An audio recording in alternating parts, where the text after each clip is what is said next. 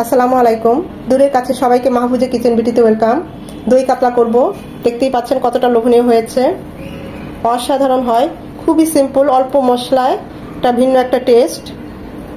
গরম ভাতের সাথে, পোলার সাথে খুব ভালো যায়। এছাড়াও যে কোনো অকেশনে আপনারা এই রেসিপিটা রান্না করতে পারেন, আশা করি নিরাশ হবেন না। তো খুব চেষ্টা করেছি খুব সহজভাবে রেসিপিটা আপনাদের সামনে তুলে ধরতে। তো চলুন কথা না বাড়িয়ে আমরা মূল ভিডিওতে চলে যাই।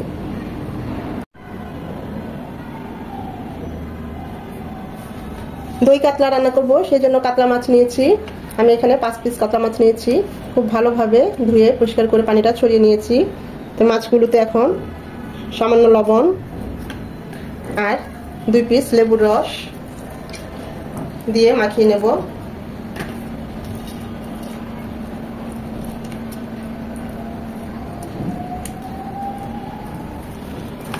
লেবুর রসটা দিলে হয় কি, খুব সুন্দর একটা টেস্টও আসে, আর মাছের যে একটা আষ্টে গন্ধ সেটা থাকবে না।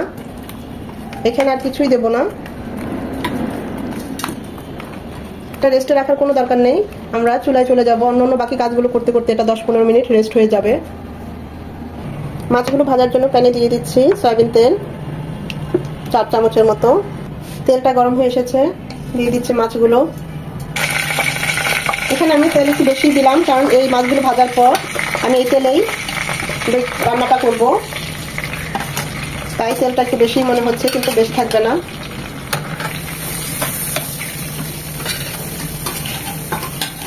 খুব বেশি কড়া করে এটা পরে দেবো, খুব বেশি কড়া করে ভাজবো না, কারণ যে কোনো রান্নার জন্য যদি আমরা মাছ ভাজি সেটা খুবই হালকাভাবে ভাজতে হবে।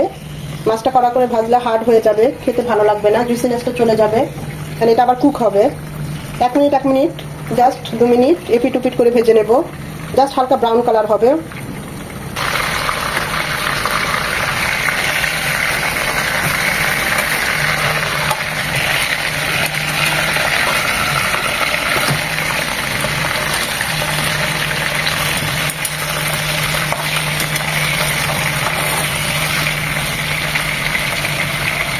এই পর্যায়ে মাছগুলো উঠিয়ে নেব।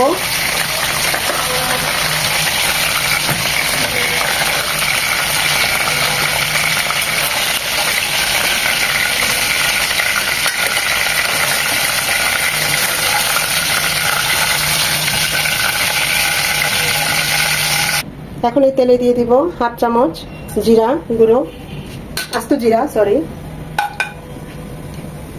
ফোড়নের জন্য দিয়ে দিব 3টা শুকনো মরিচ, আর দিয়ে দিব কিছু গোটা মশলা, একটা তেজপাতা এরকম 2 টুকরো করে নিয়েছি, 3 টুকরো দারচিনি, 3 টুকরো সাদা এলাচ আর 2টো লবঙ্গ। গোটা মশলাগুলোকে 30 থেকে 40 সেকেন্ড একটু ভেজে নেব, এর থেকে একটা সুন্দর একটা ফ্লেভার বের হয়ে আসবে। গোটা মশলাগুলো 20-30 সেকেন্ড ভেজে নেওয়ার পর দিয়ে দিব 1/2 কাপ পেঁয়াজ বাটা। এটাকেও একটু ভেজে নেব, যেন পেঁয়াজের এক্সট্রা পানি এবং পেঁয়াজের যে একটা এক্সট্রা গন্ধ সেটা চলে যায়। 1/2 কাপের একটু কম আছে পেঁয়াজ বাটাটা। পেঁয়াজটাকে এভাবে ভেজে নেওয়ার পর এখানে দিয়ে দিব 1 চামচ, 1 চামচের একটু বেশি আদা আর 1/2 চামচ রসুন একসাথে পেস্ট করে নিয়েছি, সেটা দিয়ে দিচ্ছি। এটাকেও 1 মিনিট ভেজে নেব, যেন আদার ঝাঁঝালো গন্ধটা চলে যায়। আদাটাকেও 1 মিনিট ভেজে নেওয়ার পর দিয়ে দিচ্ছি 1/2 চামচ ভাজা জিরে গুঁড়ো, 1 চামচ কাঁচামরিচ বাটা। এটা অবশ্যই দিবেন, কাঁচামরিচের ফ্লেভারটা দই কাতলায় খুব ভালো আসে। একটু ঝালটা দিয়ে যেমন পছন্দ করেন ওই অনুযায়ী দিবেন। এখানে চাইলে আপনারা লাল মরিচের গুঁড়োটাও দিতে পারেন, তা আমি দিলাম না, কারণ দই কাতলার যে কালারটা সেটা অতটা সুন্দর হয় না, তাই আমি এখানে কাঁচামরিচটাই দিলাম। এখানে 1 কাপের মতো টক দই একটু ভালোভাবে ফেটে তারপর দেব। আর টক দইটা যখনই দিবেন চুলাটা একদম ডিম করে নতুবা বন্ধ করে রাখবেন। আমি কিন্তু এই পর্যায়ে চুলাটা একদম অফ করে রেখেছি। খুব ভালোভাবে মিশিয়ে নেব মশলাগুলোর সাথে, তারপরে চুলাটা অন করে দেবো। তা না হলে কিন্তু অনেক সময় দেখবেন টক দইটা না ফেটে দিলে বা চুলার আঁচটা একটু বেশি থাকলে টক দইটা ছানা ছানা বেঁধে যেতে পারে। টক দইটাকে ব্যালেন্স করার জন্য দিয়ে দিচ্ছি 1 চামচ চিনি। এই পর্যায়ে দিয়ে দিব লবণ স্বাদ মতো। সবশেষে দিয়ে দিব 3 চামচ বাদাম বাটা। এখানে যে কোনো বাদাম বাটা আপনারা ইউজ করতে পারেন, কাজু বাদাম, কাঠবাদাম একসাথে পেস্ট করে নিতে পারেন। আমি এখানে চীনা বাদাম পেস্ট করেছি 40 থেকে 50টা, সেটাই দিয়ে দিচ্ছি। এখন সব কিছু খুব ভালোভাবে নেড়েচেড়ে মিশিয়ে কষিয়ে নেব। টক দইয়ের বাটিতে ধুয়ে পানিটা কষানোর জন্য দিয়ে দিচ্ছি। এই কাজটা খুব ধৈর্যের সহিত এবং স্লোলি করতে হবে, তাড়াহুড়ো করলে চলবে না। এটা মিনিমাম কষবে, খুব সুন্দরভাবে তেলটা উপরে উঠে আসবে। আমি অবশ্য মাঝে আর দু একবার নেড়ে দিয়েছি, যেহেতু এখানে বাদাম আছে তাই নিচে একটু লেগে যাওয়ার সম্ভাবনা থাকে, তাই একটু পরপর এভাবে নেড়ে দিতে হবে। আমাদের সমস্ত কিছু কষানো হয়ে গিয়েছে, তেলটা উপরে উঠে এসেছে। এখন এখানে ফুটানো 1/2 কাপ পানি দেব। এখানে বেশি পানি দেওয়ার কোনো দরকার নাই, যেহেতু আমরা এটা গ্রেভি হবে। ঠিক মাছের জন্য যতটুকু দরকার ততটুকুই পানি এখানে দেব। এটা ফুটে আসা পর্যন্ত অপেক্ষা করব।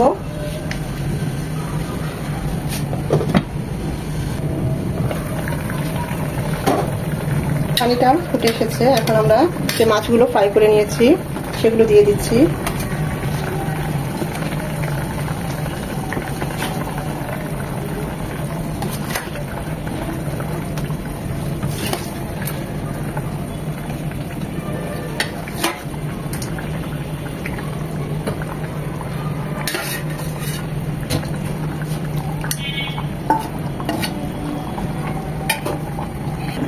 ফ্লেভারের জন্য দিয়ে দিচ্ছি 4টা পাকা মরিচ। এই সিজনে এই মরিচগুলো পাওয়া যায়, তাই মিস করি না, সাথে সাথে নিয়ে আসি। চাইলে যারা ঝাল পছন্দ করেন এটাকে মাঝখানে কেটে দিতে পারেন, যেটা বেশি ঝাল হয় না, একটু মিষ্টি মিষ্টি হয় হালকা।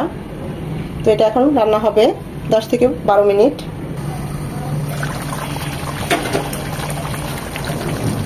দিয়ে দিব 1/2 চামচ গরম মশলা গুঁড়ো, 1 চামচ গাওয়া ঘি। এখন এটা দমে দিয়ে দেবো, যেন ঘি আর জিরার ফ্লেভার, গরম মশলার ফ্লেভারটা এটার ভিতরে ঢুকে যায়। 3 থেকে 4 মিনিট চুলাটা একদম ডিম আঁচে করে দিয়ে 5 মিনিটের জন্য দমে রাখবো। আমাদের দই কাতলাটা একদম রেডি, দেখতেই পাচ্ছেন, একদম কমপ্লিট। এখন আমরা চুলাটা অফ করে দেব। চারপাশে তেল উঠে এসেছে, তখনই বুঝতে হবে আমার দই কাতলাটা একদম রেডি হয়ে গিয়েছে। দেখুন কতটা লোভনীয় হয়েছে, আর খেতে তো অসাধারণ। আশা করি ভিডিওটা আপনাদের ভালো লেগেছে, আর আমার রেসিপিটা ফলো করে যদি এভাবে রান্না করেন আশা করি নিরাশ হবেন না। এটা পোলাওর সাথে বা গরম ভাতের সাথে খুব ভালো যায়। গ্রেভিটা আবার দেখিয়ে দিচ্ছি, ঠিক এরকম হবে, দেখতেই পাচ্ছেন কতটা লোভনীয় হয়েছে।